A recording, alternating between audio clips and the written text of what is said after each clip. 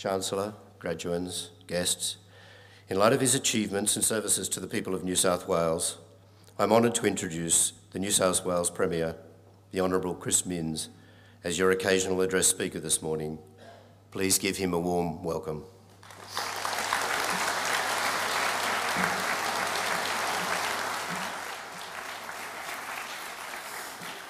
Well, thank you so much, Chris, and thank you for letting me share this special day on the land of the Ngunnawal people.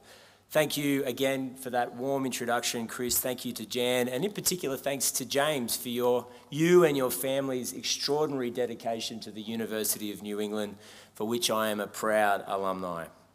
Friends, it's a real honour to be here today. This is a celebration of decades of work by you and also by the people that you love. When your parents were under the covers with you when you were young, reading you stories as little kids, it was getting you ready for this moment. When your favourite teacher saw something in you and encouraged you and supported you, it was with this wonderful day in mind. And when you went to your parents and said you were taking a break from university because you've had enough, but promised to return at some undisclosed date, and your dad looked at you with the most cynical side-eye you'd ever seen, but you were eventually able to graduate and say, "I told you so," well, today's about that as well. Or maybe that's just my story, everyone, sorry. But Armidale brings back magic memories. And what I'm trying to say today is that it's much about your loved ones and the support network around you as it is about your incredible hard work and dedication. So if mum or dad or partners or kids or uncles or aunties want to take hundreds of photos this afternoon or insist on kissing you in front of your cool university friends, you have to do it. It's Premier's orders. This is one of those exciting moments in life when you're looking out at the horizon and the sky is clear and everything is ahead of you. The story is still unwritten. Only you can write that story. But by graduating today with this degree from a great regional university, it means that you're walking out into that world from a position of strength. Some time ago, let's call it an unspecified time ago, I was in your shoes, out on the grass, graduating from the University of New England. I was sitting there feeling the same things, no doubt, that many of you are feeling today. Pride, excitement, perhaps a bit of relief, but also that bittersweet feeling that comes when one chapter of your life is closing and another is about to begin. I didn't know what my life was going to look like looking back. I didn't know I'd go on to work in the charity sector, that I'd start a family and have 3 kids, that I would go back to university for even more study. I didn't know then that I'd run for office or enter Parliament. I didn't know any of that. I was unclear of what the future would be. But I did know a few things about life that proved enormously useful over that journey. Things I learned here in the humanities at university.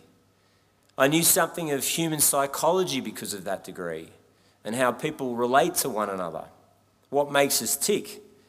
I knew a bit about how societies function, how we manage to live together despite our differences. I knew the basics of politics and economics. I knew about history, about the great catalogue of human experiences, of the things that we've tried in the past and succeeded with and those that had been failures, about the stories that we told ourselves over the years.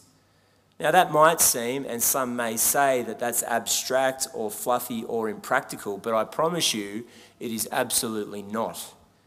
You are carrying something precious out of this degree, an understanding of the human condition, and nothing will ever replace it.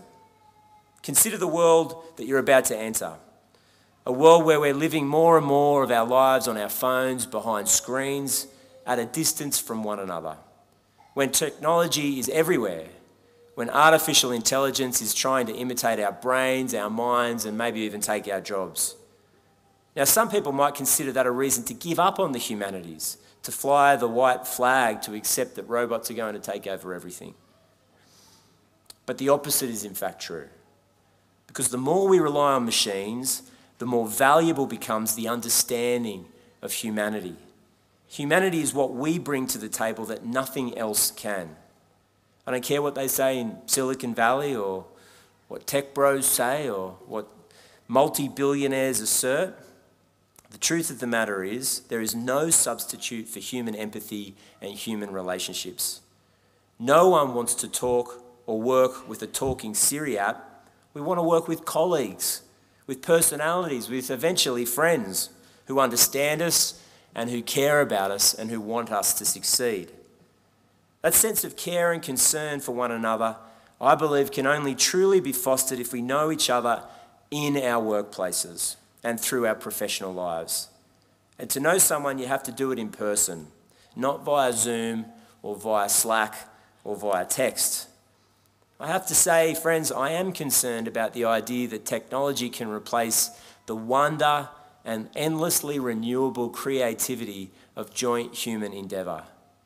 The New South Wales government made a decision last week that in some quarters has been unpopular. From now on, the majority of the work week must be done in the office rather than at home. Now, this isn't a big deal for the majority of public servants in the state. 85% of essential workers in New South Wales are police officers and teachers and corrections officers, and there is no working from home.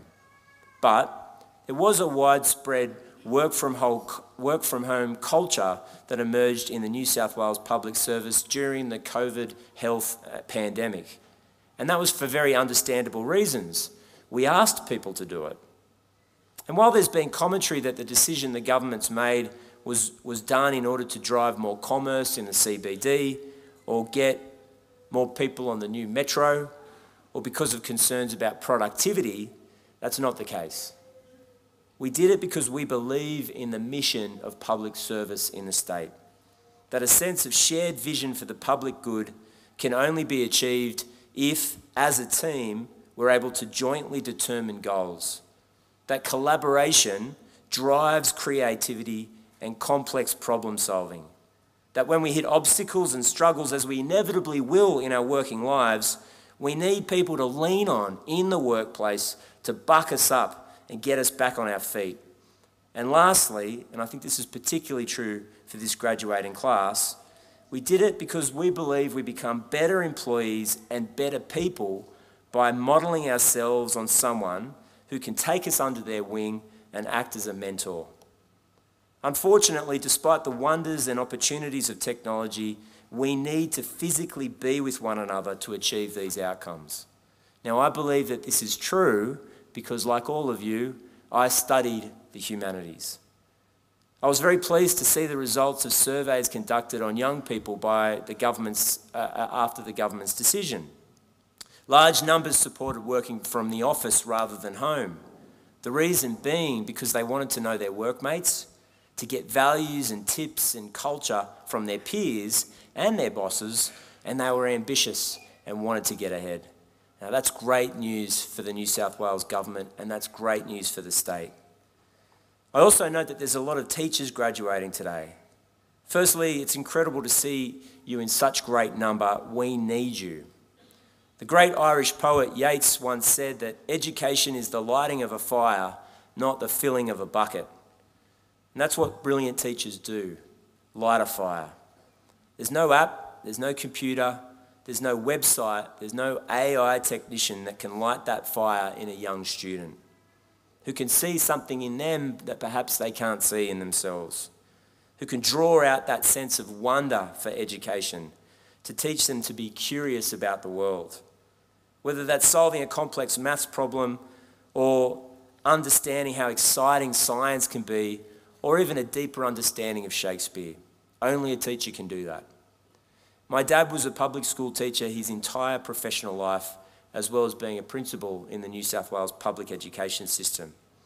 And because we've got a bit of an unusual surname, I'm constantly reminded of his legacy. People come up to me all the time and say over that 40-year time span that they were students of my father's and that he was able to change their life, or encourage them to do debating, or he looked out for them when they were having a tough time at school. It's a remarkable legacy, and it's one that my brother and sister and my mother lean on since we lost our dad a couple of months ago. But I can tell you that there's very few professions in the world where that is even possible, where you can leave a mark long after you've left the profession or this world. If you can give it your all, if you pour your passion and your intelligence, if you put your heart and your soul into this job, it will reverberate through the lives of young Australians. Friends, my dad also taught me another lesson, which is that a short speech is always better than a long speech. I remember him saying that no one ever got to the end of a good speech and said, "Geez, that was good. I just wish it went for 10 minutes more." So to the class of 2024, congratulations on this incredible achievement. I know that you'll look back with pride and that you'll look forward with hope. This looks like the end, but it's really the beginning.